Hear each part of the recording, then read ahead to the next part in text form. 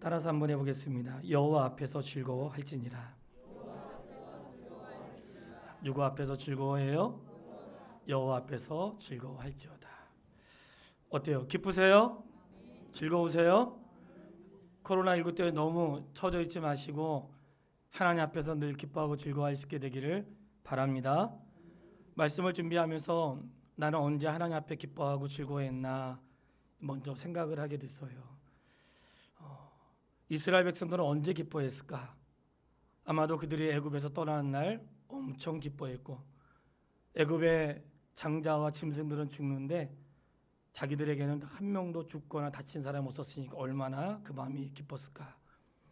탈출하는 날 기뻤을 거고, 빈손으로 나오지 않고 엄청나게 많은 은금과 재물들을 가지고 그동안에 430년 동안의 수고를 거저 돌려보내지 않으시고 그것을 가져가게 했던 그날이 기뻤을 것이고, 홍해를 만났을 때 홍해를 건넜던 그 순간이 얼마나 기뻤으면 노래하며 찬양했고, 인생의 길에서 만날 때마다 하나님의 역사를 경험할 때 기뻤죠. 근데 반대로 언제 그들은 또 슬퍼했을까? 돌아보게 되는 거예요. 뜻대로 안 될 때, 먹을 것이 넉넉하지 않다고 생각할 때, 내가 먹고 싶은 대로 살고 싶은 대로 살지 못할 때, 또 지도자가 마음에 안 들 때, 가던 길이 복잡할 때, 또 그때 원망하고 불평하면서 원래대로 돌아가고 싶었던 마음들을 가졌다는 것을 우리가 알고 있어요. 근데 그들의 모습을 보면서 나는 언제 그랬나? 그러면 저 역시도 다르지 않다는 것을 깨닫게 돼요. 그런데 하나님은 우리를 보실 때 언제 기뻐하실까? 왜 기뻐하실까? 스바냐 3장 14절로 17절 말씀인데 그 말씀을 좀 같이 읽고 싶어요. 아마 띄워주실 거예요. 스바냐 3장 14절로 17절 같이 한번 읽어보겠습니다. 시온에 따라 노래할지어다. 이스라엘아 기쁘게 부를지어다. 예루살렘에 따라 전심으로 기뻐하며 즐거워할지어다. 여호와께서 내 형벌을 제거하였고 내 원수를 쫓아냈으며 이스라엘 왕 여호와 내 가운데 계시니 내가 다시는 화를 당할까 두려워하지 아니할 것이라. 그날에 사람이 예루살렘에 이르기를 두려워하지 말라. 시온아 내 손을 늘어뜨리지 말라. 너희 하나님 여호와가 너희 가운데 계시니 그가 너로 말미암아 그는 전능하시라. 그가 너로 말미암아 기쁨을 이기지 못하시며 너를 잠잠히 사랑하시며 너로 말미암아 즐거이 부르며 기뻐하시리라 하리라. 아멘. 이 본문을 보면 하나님 말씀에 시온아 노래해라. 그냥 노래하지 말고 기쁘게 노래해라. 전심으로 기뻐하고 노래할지어다. 하나님 백성을 향해서 기뻐하라고 노래하라고, 그것도 전심으로 즐거운 마음으로 하라고 말씀하시면서 하나님이 왜 기뻐해야 되는가? 너의 형벌은 제거되었고 너의 원수는 쫓겨났으며 이스라엘 왕이 너의 가운데 계시고 다시는 너희가 화를 당할까 두려워하지 않아도 되기 때문이다. 할렐루야. 하나님이 이스라엘 백성들에게 하신 하나님 말씀이에요. 너희가 무엇으로 기뻐해야 되는가? 마음을 다하고 즐거워하고 감격스럽고 무엇으로 그렇게 해야 되는가 할 때에 하나님 말씀은 너희의 모든 죄가 제거되었고 너희의 모든 원수는 쫓겨났으며 하나님이 너희 가운데 계시고 너희가 다시는 화를 당하지 않을 것이니 기뻐하고 즐거워하라 말씀하시면서 시온아 너의 손을 늘어뜨리지 마라. 하나님 우리에게 명하고 계신다는 사실을 믿으세요. 하나님 우리를 사랑하시는데 하나님 너희 가운데 계시는데 그는 구원을 베푸실 전능자라. 그가 너를 사랑하시고 그리고 기쁨을 이기지 못하시는 하나님 말씀을 우리에게 하고 계시는 거예요. 사랑하는 성도 여러분, 언제 기뻐요? 좋은 일 있을 때, 집에 잔치가 있고 내 삶이 윤택해지고 평수도 넓혀지고 자녀가 좋은 직장에 들어가고 내 삶에 좀 나은 삶이 시작될 때 사람들이 기뻐요. 저도 기뻐요. 성도를 신방할 때 힘들게 사는 성도를 보면 너무나 부끄럽고 죄송하고 얼마나 힘들까. 야 저렇게 힘든데 신앙생활하니 목사가 무엇을 도와줘야 될까. 정말 고민하게 되죠. 하나님께서 우리에게 말씀하시는 것은 너의 삶이 윤택한 것으로 인하여 기뻐하라고 하는 말씀은 찾아보기 힘들고요. 너희 삶이 좀 더 나아지고 좀 더 좋아지고 이런 것들에서 말씀하지 않는 것은 지난주처럼 필요 없는 것이 아니라 이 땅의 것은 언젠가는 끝나게 되고 이 땅의 것은 언젠가 내가 다 취할 수 없게 되고, 그러나 하늘의 신령한 것은 나이가 들어갈수록 더 깊어지고 삶을 부유하게 하고 마지막에 주행차게 되는 것인 줄 믿으세요. 하나님 앞에 기뻐하라는 거예요. 그래서 오늘 기뻐하라고 하는 말씀 앞에 우리가 할 수 있는 것은 항상 기뻐하고, 이 말씀 안에 뭘까요?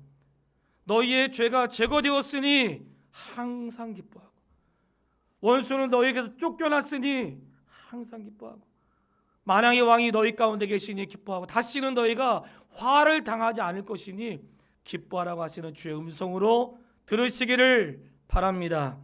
오늘 말씀에 하나님이 왜 기뻐하라고 하시는가? 근데 기뻐하는데 누구 앞에서 기뻐하라고 하셨어요? 여호와 앞에서 기뻐하라는 거예요. 따라가 보겠습니다. 여호와 앞에서 기뻐하라.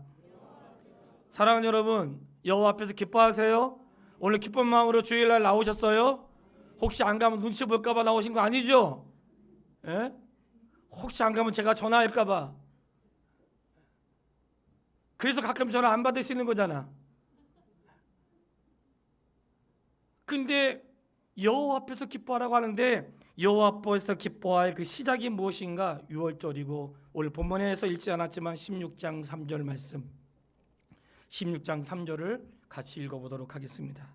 유교병을 그것과 함께 먹지 말고 이래 동안은 무교병 곧 고난의 떡을 그것과 함께 먹으라. 이는 내가 애굽 땅에서 급히 나왔으니 이같이 행하여 내 평생에 항상 내가 애굽 땅에서 나온 날을 기억할 것이니라. 아멘. 내 평생 동안 기억할 날 어떤 날이에요? 6월절. 도대체 6월절이 뭔데 우리가 평생 동안 이스라엘 백성들에게 기억하고 그의 자녀들이 기억하고 후손들이 기억하고 오늘 우리가 기억해야 될 날일까? 6월절은 이스라엘 백성들이 노예로 있다가 노예에서 자유를 얻은 날인데, 그냥 자유를 얻은 날이 아니라 그들의 모든 죄와 모든 허물을 용서하시고 새롭게 출발을 시작한 날이 6월절이거든요. 그러니 내 인생의 새로운 날, 우리가 이 땅에 태어날 때 생일날 축하하고 그 잔치 이렇게 하잖아요. 근데 우리에게는 그런 날은 잔치하지 않지만 진짜 중요한 잔치날이 있단 말이지. 무슨 날인 줄 아세요? 내가 태어난 날은 우리 가족들이 축하하고 결혼식을 하고 무슨 장례를 치르고 아니면 집안에 무슨 행사를 하고 돌을 하고 어떤 칠순 팔순 잔치하고 집안에 여러 행사를 할 때 잔치하지만 하늘에도 잔치가 있을까? 근데 하늘에 잔치가 있는 날이 있다는 거예요. 그 날이 어떤 날인 줄 아세요? 죄인 한 사람이 돌아오는 날. 할렐루야. 죄인 한 사람이 돌아올 때 하늘에 잔치가 있다는 거예요. 그러니까 이 하늘에 잔치가 있는 날은 어떤 날일까요? 내가 예수 그리스도를 주로 고백하여 믿기 시작한 날, 그날 하늘에 잔치가 있었다는 것을 기억하세요. 나는 잊고 살아도 아버지 하나님은 그날 하늘에 잔치를 벌였고 우리를 영접하셨단 말이지. 6월절은 이스라엘 백성들에게 그런 날이에요. 그날은 모든 얽매였던 것에서 자유를 얻은 날. 더 이상 내가 노예로 살지 않아야 되고 억눌려 있지 않아야 되고 그런 것에 자유를 얻은 날인데 그날을 평생 기억하라는 것. 얼마나 기쁘겠어요. 우리는 국가기념일 대수롭지 않게 지나가지만 그 시대에 일제시대에 살았던 분들, 6.25 때 살았던 분들, 그들에게 느끼는 감정은 다르겠죠. 오늘 우리는 그런 시간을 경험하지 않고 그런 새로운 날을 맞았으니까 모르겠지만 일제와 과거의 6.25와 이런 것들을 경험하신 분들에게 오늘은 분명히 다를 것이라고.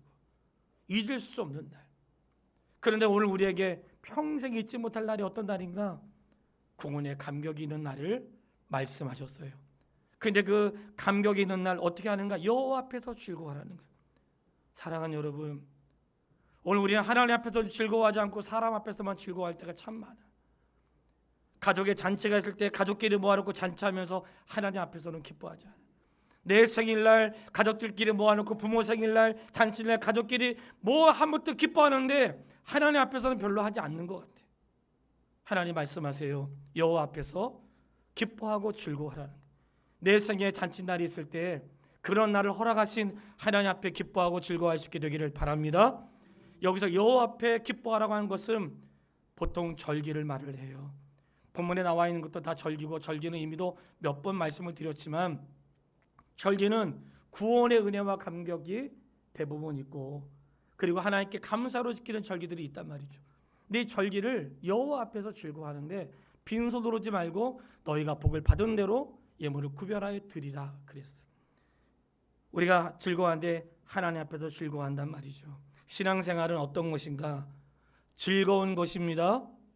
신앙생활 뭐예요?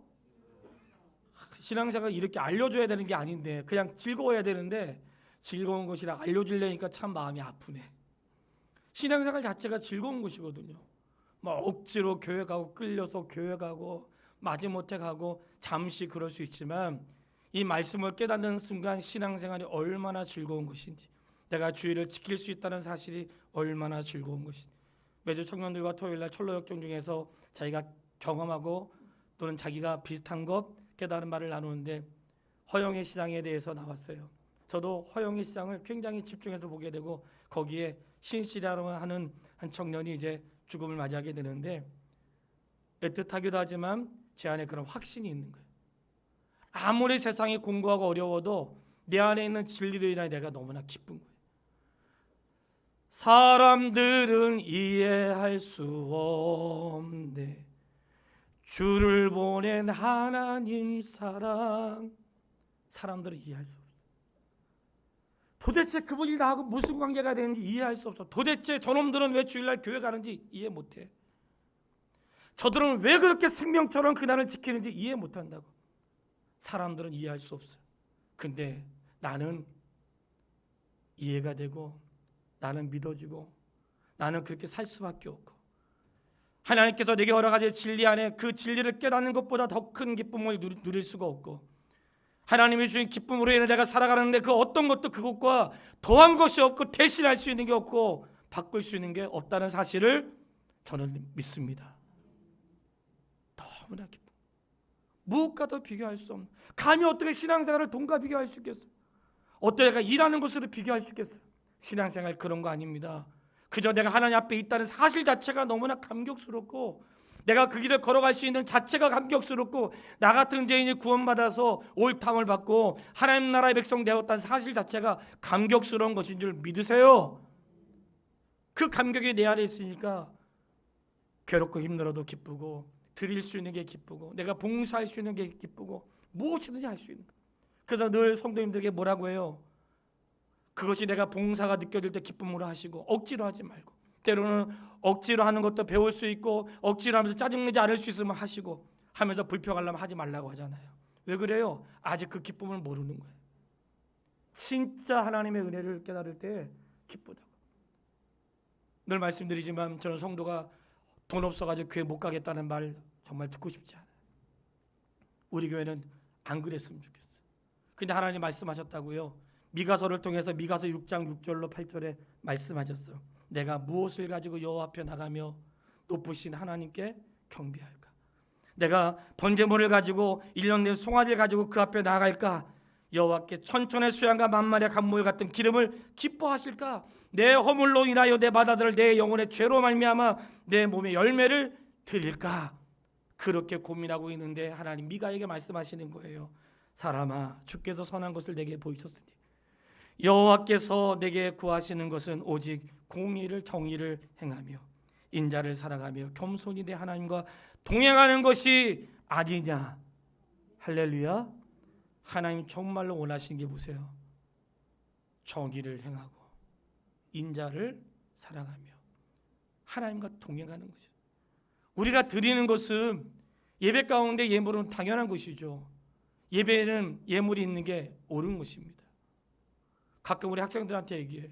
우리 학생들은 어른보다 더 잘 쓰는 것 같아. 부모는 못 먹어도 아이들은 엄청나게 먹더라고. 부모는 3,500원짜리 커피 마시는데 이것들은 5,500원짜리 마셔. 큐티 1년에 해봐야 큐티 우리가 가지고 있는 거 한 달에 2,000원짜리야. 햄버거 하나에 4,500원, 5,500원, 어떤 건 7,500원. 한 끼 식사에 10,000원 하죠. 큐티 한 권 하는데 2,000원. 가치가 다른 것이야. 쓰임새가 다른 것이야. 하나님이 정말로 우리에게 원하시는 것은 너희가 정말 여호와를 사랑하고 공의를 행하는 것이라는 거예요. 그것이 하나님이 기뻐하시는 것이고 하나님 우리에게 요구하시는 것이에요.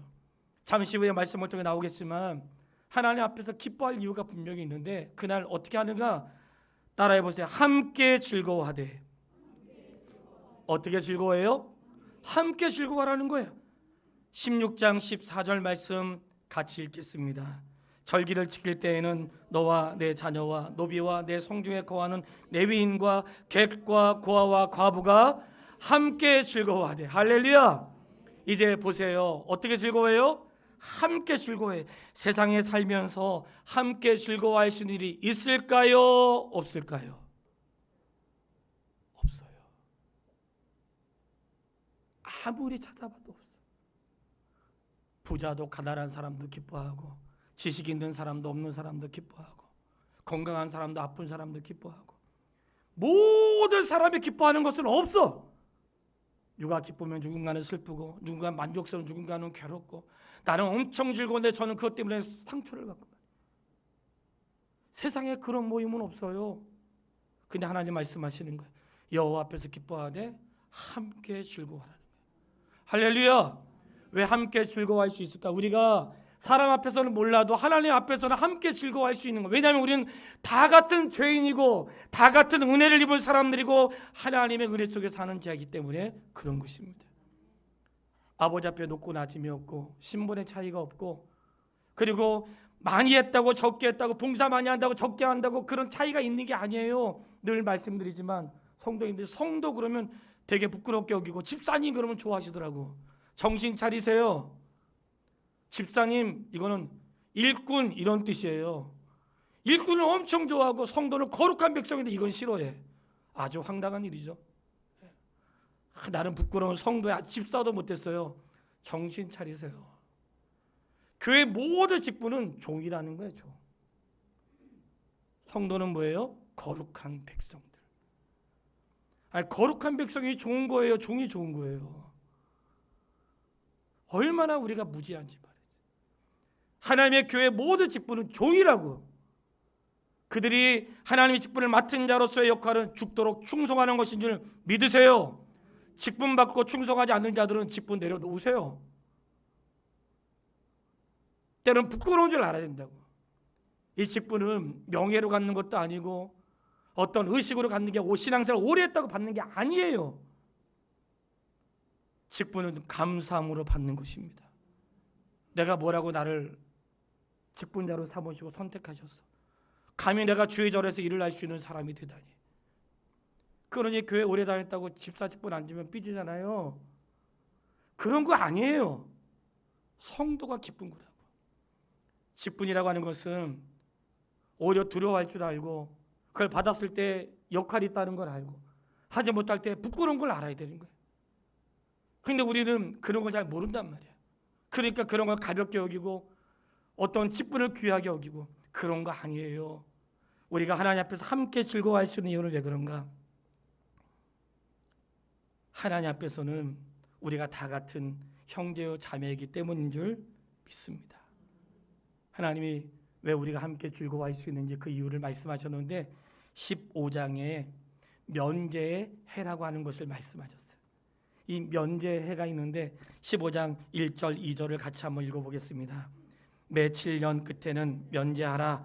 면제의 규례는 이러하니라. 그의 이웃에게 꾸어준 모든 채무는 그것을 면제하고 그 이웃에게나 그 형제에게 독촉하지 말지니 이는 여호와를 위하여 면제를 선포하셨습니다. 아멘. 면제가 있는데 이 면제는 이런 거예요. 살다 보면 돈도 빌릴 수 있죠. 살다 보면 어려우니까 집도 팔 수 있고. 근데 이스라엘에게는 다른 나라에 없는 아주 기가 막힌 제도가 있어. 아무리 내가 가난해가지고 빚을 졌어도 이 안식년이 되면 그 빚을 면제해주는 제도가 있었던 거예요. 그리고 내가 너무 가난해가지고 땅을 빌려줬어. 땅을 파는 거죠. 내가 땅을 팔아서도 영원히 그 사람께 안 돼요. 왜냐하면 그 땅을 거저받았기 때문에 그 땅도 면제년이 되면 돌려줘야 돼. 이게 하나님의 방법이에요. 여기에 기가 막힌 하나님의 섭리와 계획이 있어요. 아무리 어떤 사람도, 아무리 가난한 사람도, 아무리 어려운 사람도, 아무리 절망에 빠진 사람도 면죄를 통하여 다시 일어날 수 있고 다시 시작할 수 있고 다시 용기를 낼 수 있도록 베푸신 하나님의 은혜인 줄 믿으세요. 이게 얼마나 기뻐. 내가 비록 빚을 졌어도 면죄해가 되면 다시 회복할 수 있고, 땅을 어려워서 빼앗겼지만 면죄해가 되면 다시 돌려받아서 다시 시작할 수 있는 기회가 있단 말이죠. 이런 기회를 하나님이 허락해 주었는데, 면죄의 시간이 점점 다가오면 사람들 다 알잖아요. 내년에 면죄했는데 이것 봐라. 내년 면죄가 해가 1년만 있으면 면죄해고 6개월 있으면 면죄했는데 가난한 사람이 와가지고 돈 좀 빌려달라고 하는 거예요. 집사님 빌려줘야 돼, 하지 말아야 돼. 한 6개월 있으면 면죄해야. 이것 봐라, 조금 있으면 면죄했는데 나한테 돈 안 갚으려고. 나쁜 놈. 그런 마음 가질 수 있잖아요. 그런 사람을 위해서 기록해 놓은 것이야. 혹시 그럴지라도 주라는 거야. 그러시면서 하신 말씀이 있어요. 너희 왜 그런지 아니? 출애굽기 2장 24절 25절. 너희가 과거에 종으로 있을 때, 너희가 부르짖을 때 내가 너희 소리 들어줬잖아. 너희가 종으로 있을 때 내가 너희들의 소리를 들었고, 너희가 부르짖을 때 내가 들었잖아. 사랑하는 여러분, 얼마나 감격스러운 말씀인지 몰라. 그가 절박한 상황 가운데 왔을 때 빛의 날짜가 얼마 안 났다고, 면죄해가 얼마 안 남았다고 모른 척하지 말라는 거야. 심지어는 여러분 독촉하지 말라는 거야. 와, 정말 은행 무섭더라고요. 지금은 저희가 은행에 꼬박꼬박 이장 내는데 한 달 제가 잠시 선교지에 나갔다 가지고 며칠 못 낸 적 있거든요. 막 은행 직원이 전화해가지고 막 욕을 하더라고 저한테. 갚을 능력 없으면 빌리지 말았어야지. 그래서 제가 담당자한테 전화했어요. 그 사람 누구냐고. 아니, 세상에서 빚 좀 빌렸다고 아주 그냥 난리가 나는 거예요. 그런데 형제들에게 뭐라고 말씀하세요? 독촉하지 말라는 거예요. 참 하나님이 얼마나 우리 인생들을 사랑하시는지 말이죠. 저는 근데 이 말씀을 읽을 때 너무나 감사했어. 너희가 너에게 도움을 요청하는 자의 소리를 거절하면, 너가 하나님의 도움을 요청했을 때 내가 너에게 들었던 그걸 기억하라는 거예요. 정말로 깜짝 놀랐던 것은요, 15장 4절로 5절 그 안에 이제 내용이 나와 있는데, 하나님이 면죄 주었을 때 면죄한 사람이나 면죄를 받은 사람이나 하나님 은혜를 베풀어 주시는데, 면죄 받은 사람은 5절 이하에 내가 반드시 복을 받으리니 너희 중에 가난한 자가 없으리라. 또는 6절 말씀에 너는 구워주지 아니하겠고 너는 통치를 당하지 않을 것이다. 할렐루야. 저는 이 말씀을 믿습니다. 누군가 나에게 애절함에 요청했을 때 그에게 모른 척하지 아니하고, 내일 말씀인데요, 내일 읽어야 될 본문의 말씀인데 오늘 하루 이제 먼저 시간 내서 읽었어요. 거기에 이런 말씀이 있더라고요. 한번 따라해 보실래요? 못 본 채 하지 말라. 다 죽었어. 다 걸린단 말이지. 하나의 말씀. 못 본 채 하지 말래요. 예? 누가 어려움 겪었는데 못 본 채 하지 말래요. 누가 뭘 잃어버렸는데 못 본 채 하지 말래요. 못 본 채 하지 말라. 이 모든 말씀 안에는 우리가 하나님의 성품이 어떤지 깨닫게 되는 거예요. 하나님 누구신가? 하나님은 가난한 자와 고아와 과부와 나그네를 긍휼히 여기시는 하나님. 심지어는 종이라 할지라도 그를 부끄럽게 여기지 않으시고, 성경을 읽다가 이런 하나님의 마음을 깨달을 때 너무 기쁜 거예요. 이거는 이스라엘 백성들에게 그렇게 하지 마라, 이렇게 해라, 사랑해라, 이렇게 하신 말씀은 그들에게만 하라고 말씀하신 게 아니고 하나님이 그러신 분이라는 것을 우리에게 말씀하고 있다는 사실을 믿으세요? 외식하는 바리새인과 서기관들은 어떤 자들이었어요? 자기도 지킬 수 없는 엄청나게 많은 규례를 가지고 하면서 무겁게 했단 말이지. 하나님 말씀하시는 것은 하나님 지킬 수 없는 것을 명하신 게 아니에요.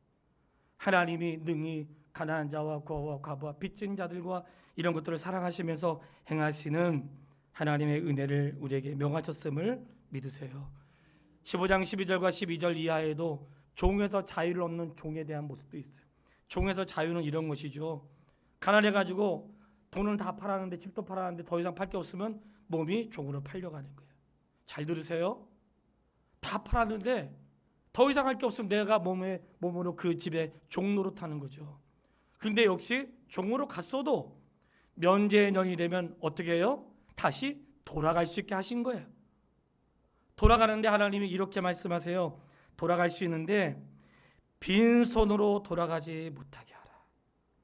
12절 14절 말씀에 글을 놓아 자유하게 할 때는 빈손으로 가게 하지 말고. 따라해 보실래요? 빈손으로 가게 하지 말고. 이 말씀 읽을 때 제가 확실한 게 있어요. 하나님, 혹시 우리 교회에서 사역하다가 나가신 분들에게 빈손으로 나가지 않도록 해주세요. 저도 서울에서 7년 사역할 때 목사님이 그동안 수고했다고 성지순례 보내줬거든요. 저 진짜 수고했나 봐요. 성지순례 보내주신 거 보니까. 근데 성지순례 보내줬어요. 나갈 때 퇴직금도 주고요. 개척할 때 지금 다 줬는데 그거 다 이 건물에 다 들어가 있어요. 빈손으로 내보내지 않았어요. 그 말씀이 느껴지는 거예요. 근데 이 말씀 안에는 어떤 말씀이 포함되어 있는 거냐면 너희가 과거에 애굽에 종으로 있을 때에 430년 동안 너희 조상들이 종노릇 했는데 애굽에서 나갈 때 그들이 빈손으로 나갔을까요? 은금과 보물을 가지고 나갔을까요? 엄청나게 많은 걸 가지고 나갔거든. 이 말씀은 하나님이 너희가 수고하고 애쓴 것을 내가 기억하고 있다는 사실을 믿으세요. 저는 제가 주의를 하면서 확신하는 것은 사람들이 못 본 것 같고 안 본 것 같고 내가 수고하고 애쓴 거 사라진 것 같아도 사라진 거 아닙니다. 하나님이 빈손으로 가지 않게 하십니다. 우리가 이 세상은 빈손으로 마칠지라도 그의 생애는 빈손으로 끝나지 않게 하신다니까요. 저는 그 말씀을 믿습니다. 하물며 종들을 보낼 때 그리하지 말라는 거예요. 이게 하나님의 마음이에요. 면제해 주신 하나님. 이게 뭘까요? 그들이 빛을 면제받을 수 있는 해가 있고 종으로 팔려갔다가 다시 자유이 될 수 있는 면제해가 있는데 이 면제해는 무엇일까? 그건 바로 우리가 예수 그리스도 십자가 앞에서 우리의 모든 지었던 죄를 면제해 주시고 내가 과거에는 육신의 사람이었고 세상의 사람이었는데 이제는 주를 위해 살아갈 수 있는 사람으로 바꿔주시는 하나님의 은혜가 있었다는 사실을 기억하세요. 내 인생이 언제 출발하는가? 예수 그리스도를 내 인생의 주로 믿는 그날 그렇게 면제와 함께 출발한단 말이지. 조금 전에 말씀드렸죠. 내가 누군가에게 빛을 지면 그 사람의 노예가 된다고. 이 말씀은 빛만 얘기하는 게 아니에요. 너가 세상에 살면서 사단에게 너의 마음을 내어주고 사단에게 어떤 역할을 주면 사단의 노예가 되는 거예요. 육신의 노예가 되는 거예요. 늘 끌려다니는 거예요. 왜 성도가 죄를 짓지 말아야 돼? 죄에 늘 끌려다니기 때문에 그래. 그게 나를 병들게 하고 나를 곤란에 빠뜨리고 나를 어지럽게 하고 말이야. 나를 붙잡는 거야. 근데 오늘 주님이 말씀하셨어요. 아까 스바냐 3장 16절 이하에 말씀하셨단 말이지. 너의 모든 원수를 쫓아내시며 다시는 너희가 화를 당하지 않도록 하나님이 하셨다는 거예요. 이보다 더 기쁜 일이 어디 있겠어요? 그러니 그런 감격이 있을 때에 우리가 주의 전에 와서 기쁨으로 예배 드릴 수 있다는 사실을 기억하세요. 주일은 정말 기쁨으로 예배 드리는 날이에요. 너무나 시대 속에서 우리가 그런 감격을 잃어버렸어요. 주일의 감격과 기쁨을 잃어버렸어요. 멀다가 불평하고 없다가 불평하고 코로나 때문에 불평하고 짜증나고 싸웠다가 불평하고 왜 불평이 이렇게 많은지 모르겠어요. 주일 예배는 이런 모든 불평과 원망이 있을지라도 감사하고 기뻐할 수 있고 감격할 수 있고 그 은혜를 노래할 수 있는 그런 날인 줄 믿으세요. 그 어떤 것도 대신할 수 없는 날이라고. 왜냐하면 내가 죽었다가 살아난 것처럼 귀한 게 어딨냐고요. 말씀드렸죠. 병상에 누워있는데 그 병원에서 가장 기쁜 소식이 뭐겠어요? 살아나는 거지. 병원에 입원하신 분들이 가장 기쁜 게 뭐예요? 퇴원하는 거잖아요. 병원에 계신 분들 알죠?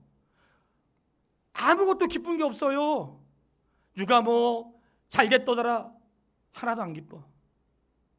누가 출세했더라, 누가 차 샀다더라 하나도 안 기뻐요. 뭐가 기쁘겠어요? 너의 병이 고침을 받았느니라. 이거만큼 기쁨이 어디 있어요? 우리가 죄에서 건진받은 것은 이런 놀라운 기쁨이다. 일시적인 기쁨과 다른 것이에요. 그런 기쁨은 우리에게 주었는데 그 기쁨은 나만의 것이 아니기 때문에 모두가 같이 기뻐하는 거예요. 하나님이 다 면제해 주시고 삶을 이뤘기 때문에 그런 기쁨을 우리에게 허락하셨으니 기뻐하시기를 바랍니다. 그리고 기뻐할 이유 가운데 또 한 가지가 있어요. 스바냐에서도 말씀드렸던 것처럼 너의 하나님 여호와가 너희 가운데 계시니. 그 하나님 누구세요? 왕이시잖아요. 근데 어떤 왕이세요? 우리가 말씀 읽어보면 공의에 대한 말씀이 있는데 16장 19절에 그런 말씀이 있어요. 아마 맞을 거예요. 19절 한번 읽어보세요. 16장 19절 시작. 너는 재판을 굽게 하지 말며 사람을 외모로 보지 말며 또 뇌물을 받지 말라. 뇌물은 지혜자의 눈을 어둡게 하고 의인의 말을. 아멘. 이게 지금 재판관들에게 하시는 말씀이거든요. 공의롭게 하라는 거죠. 이 말씀을 자세히 보면 재판을 굽게 하여 사람을 외모로 보지 말고 뇌물을 받지 말라고 했죠. 이 말씀을 다르게 표현하면 이런 거죠. 하나님은 사람을 외모로 보지 않으신다. 하나님 뇌물을 받지 않으신다. 하나님에게 뇌물이 통하지 않습니다. 하나님에게 미모가 통하지 않는다는 거예요. 그래서 하나님은 공의로우신 분이라. 사람은 살짝 흔들릴 수 있고 온전하다고 하지만 진짜 온전하지 않습니다. 하나님 공의로우시다. 예수 믿는 사람들만 잘해주고 예수 안 믿는 사람들에게는 벌 주시는 그런 하나님이 아니라는 거예요. 나의 게으름과 나의 무책임함과 나의 어리석음을 하나님의 책임으로 돌리지 마세요. 나의 성실하지 않고 나의 노력하지 않고 나의 바꾸지 않는 성품을 하나님 탓으로 돌리지 말라고. 그러나 우리는 그런 삶을 살아갈 수 있지만 그런 자도 살아가시고. 내일 읽을 말씀에 하나님은 너무 리얼하게 말씀하셨어요.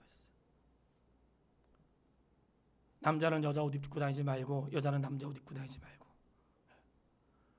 간음하되 요즘 간음죄 폐지된 거 아시죠?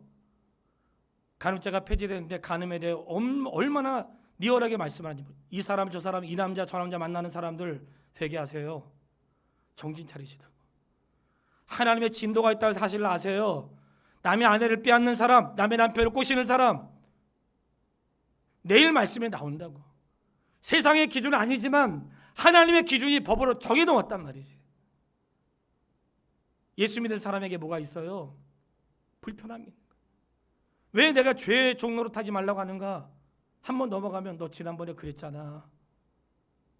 죄에 끌려다니게 되는 거예요. 이런 인생의 모든 죄에서 나를 자유케 하셨단 말이지.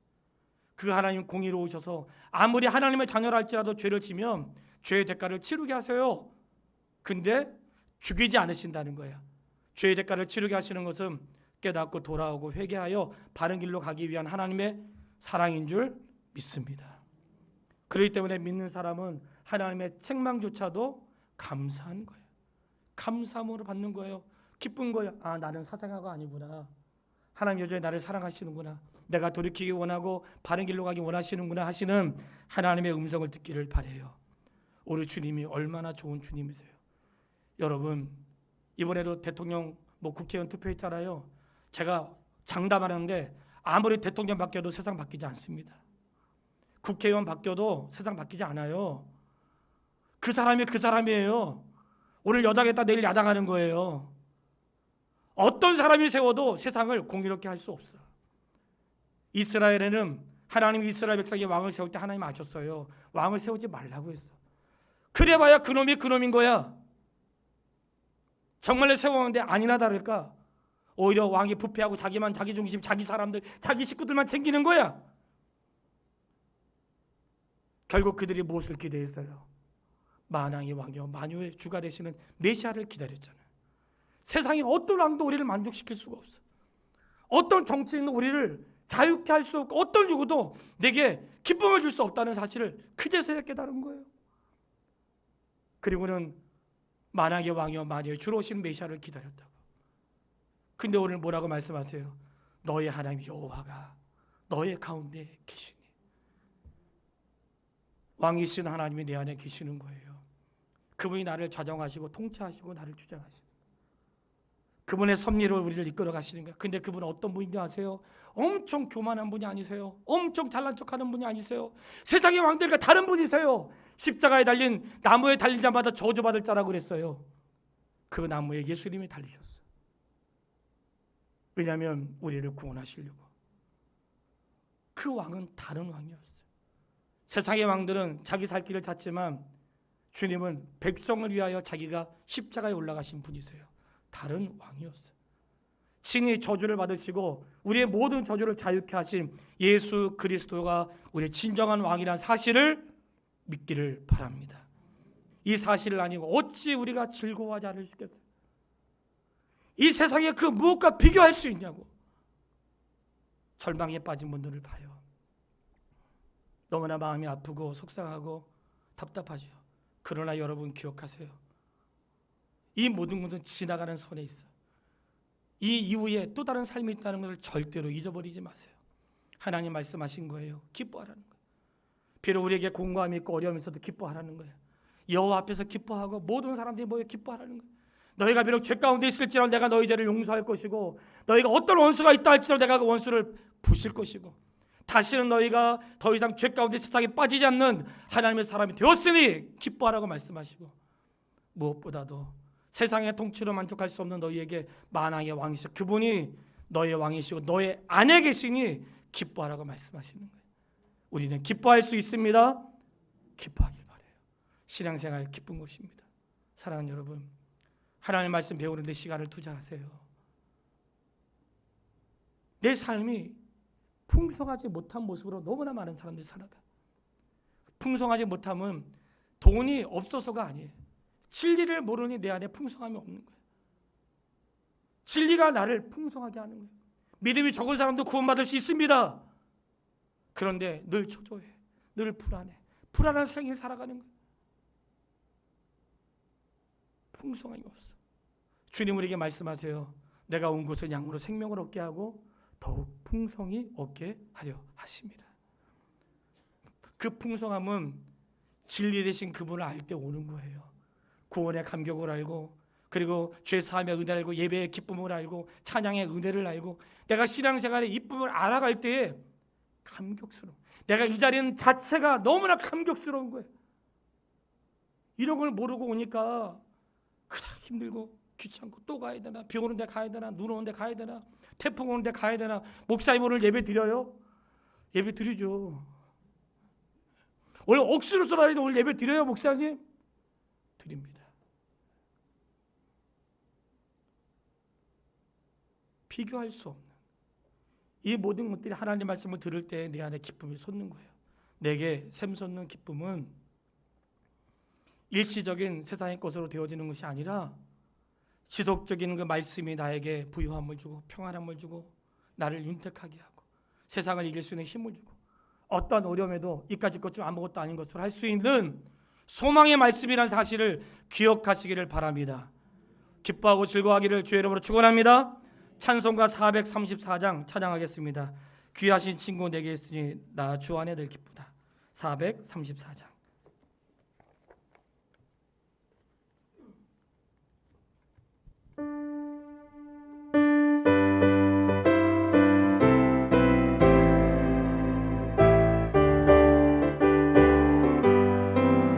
귀하신 친구 내게 계시니 나 주 안에 늘 기쁘다. 그 피가 내 죄 씻으셨으니 나 주 안에 늘 기쁘다. 나 주 안에 늘 기쁘다. 나 주 안에 늘 기쁘다. 주 나와 동행하시니 나 주 안에 늘 기쁘다. 주 내 짐 대신 지시었으니 나 주 안에 늘 기쁘다. 그 생명 버려 나를 구하니 나 주 안에 늘 기쁘다. 나 주 안에 늘 기쁘다. 나 주 안에 늘 기쁘다. 주 나와 늘 동행하시니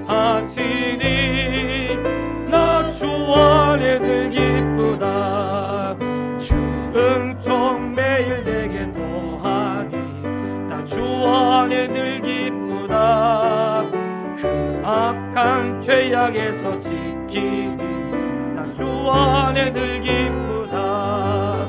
나 주 안에 늘 기쁘다. 나 주 안에 늘 기쁘다. 주 나와 늘 동행하시니 나 주와 다시 한번 찬양하겠습니다. 귀하신 친구 내게 계시니 나 주 안에 늘 기쁘다. 그 피가 내 죄 씻으셨으니 나 주 안에 늘 기쁘다. 나 주 안에 늘 기쁘다. 나 주 안에 늘 기쁘다. 주 나와 늘 동행하시니 나 주 안에 늘 기쁘다. 주 내 짐 내게 벗으니 나 주 안에 늘 기쁘다. 그 생명 버려 나를 구하니 나 주 안에 늘 기쁘다. 나 주 안에 늘 기쁘다. 나 주 안에 늘 기쁘다. 나와 늘 동행하시니 나 주 안에 늘 기쁘다. 주 은총 매일 내게 보하니 나 주 안에 늘 기쁘다. 그 악한 죄악에서 지키니 주 안에 늘 기쁘다. 나 주 안에 늘 기쁘다. 나 주 안에 늘 기쁘다. 주 나와 늘 동행하시니 나 주 안에 늘 기쁘다. 나 주 안에 늘 기쁘다. 나 주 안에 늘 기쁘다. 주 나와 늘 동행하시니